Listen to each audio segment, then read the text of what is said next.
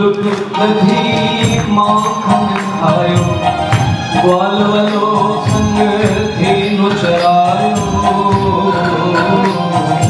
लुट लुट दधी माखन खायो, ग्वाल वालो संग धेनु चरायो। সেই বিশ্বপিতা সর্ব ঐশ্বর্য সম্পন্ন স্বয়ং ভগবান, যিনি বৃন্দাবনে সখাদের সাথে গাভী চরণ করেন, মনের মধ্যে যিনি গাভী চারণ করেন সেই কৃষ্ণের আরাধনা, যিনি নবলক্ষ দেবু যার গৃহে আছে তথাপি যিনি পরের বাড়িতে গিয়ে ননি চুরি করে খান, মাখন চুরি করে খান, সেই কৃষ্ণ হচ্ছেন আরাধ্য। लुट लुट दधी माखन खायो, ग्वाल वालो संग धेनु चरायो। लुट लुट दधी माखन खायो, ग्वाल वालो संग धेनु चरायो। ऐसे दीन दयाल को, ऐसे दीन दयाल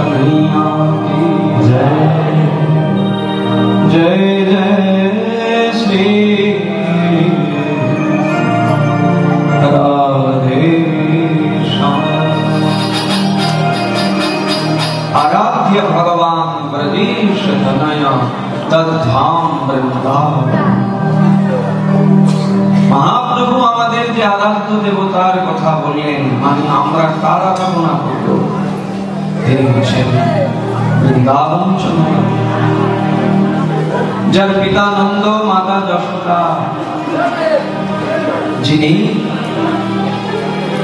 রাধা শ্যাম সুন্দর, যিনি রাধার প্রাণনাথ, যিনি গোপীদের নাথ, যিনি সখাদের দীন দয়াল শ্রী কৃষ্ণ। এই জায়গাতেও আমাদের মধ্যে কত বিড়ম্বনা দেব। জন্মাষ্টমীও দুদিনে হয়, বলছে না না না না, কালকে তো তিথি ছেড়ে যাবে, কালকে তো তিথি নাই, অষ্টমী তো কাল সকালেই ছেড়ে চলে যাবে, অতএব জন্মাষ্টমী তো আজকেই করতে হবে। কৃষ্ণের জন্ম যেটা জন্মাষ্টমী, যেটা জন্ম জয়ন্তী, জয়ন্তী মানে যেখানে ভাদ্র মাস থাকবে, যেখানে অষ্টমী তিথি থাকবে, যেখানে রোহিণী নক্ষত্র সংযুক্ত থাকবে, সেটাই জয়ন্তী শব্দবাচ্য। আমি আগের দিন করেছি, সেদিন তো রোহিণী নক্ষত্র ছিল না, শুধু তিথির সম্মান হয়েছে। কিন্তু বৈষ্ণবগণ যে বিধান দিয়েছেন, ভাগবত যে বিধান দিয়েছেন, সেখানে তিথি এবং নক্ষত্র দুটোকে সম্মান প্রদর্শন করেছেন। সেখানে যদি দেখা যায় যে সূর্য উদয়ের 5 মিনিট পরেই তিথি শেষ হয়ে গেছে, ছেড়ে গেছে, তথাপিও ওই দিনই আমাদের তিথিকে সম্মান করতে হবে। কারণ যেহেতু তিথি সূর্য উদয়ের পরে কিছুক্ষণ পেয়েছে এবং নক্ষত্রটাও সংযুক্ত আছে, অতএব এটি হলেন সেই পূর্ণতম কৃষ্ণের জন্মাষ্টমী। আর আগের দিন যেটা হচ্ছে সেটা হচ্ছে ওই কারাগারের যে কৃষ্ণ, মানে চতুর্ভুজ নারায়ণ, এর বিস্তার আলোচনা যে একদিনের ঘন্টায় যে কোনো শুধু এইটা নিয়েই চলে যাবে পুরো পাঠ। যদি আবার কখনো মহাপ্রভুর কৃপা হয়, রাধা গোবিন্দের কৃপা হয়, আপনাদের মতো রসিক জনাঞ্চলনে বসবার সৌভাগ্য হয়, তখন বিস্তারিত ভগবানের জন্মলীলা আমরা শ্রবণ করব। শুদ্ধ বিশুদ্ধ মত, বৈষ্ণব মত এবং স্মার্ত মত,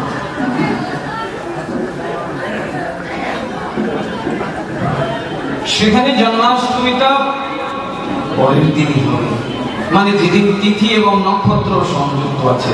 কিন্তু এই নিয়েও আমাদের হিন্দুদের মধ্যে কত কিছু দেব, বিশেষ